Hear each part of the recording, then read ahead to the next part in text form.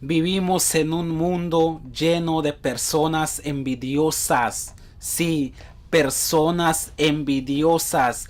Y es imposible evitar no encontrarnos con estas personas porque están en todas partes, en el trabajo, en las calles, en las escuelas, hasta en nuestra propia familia existe la envidia. Sí, es una triste realidad que en la propia familia exista la envidia, pero sí existe.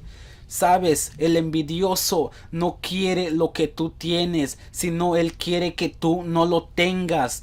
El envidioso no anhela la felicidad que tú tienes, sino él anhela que tú no lo tengas.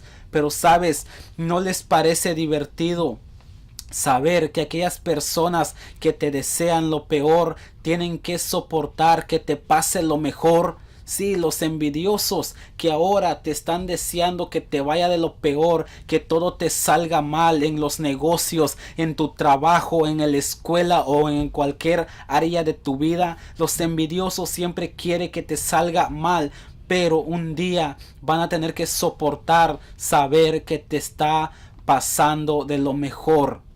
Sabes, la envidia es como una mujer roncando. Sí, es mejor despertarla que sentirla. Sí, eso es la envidia. La envidia es mejor que tú despiertes envidia en otras personas a que tú sientas envidia por alguien más. Piénsalo, la envidia no te llevará a ningún lado.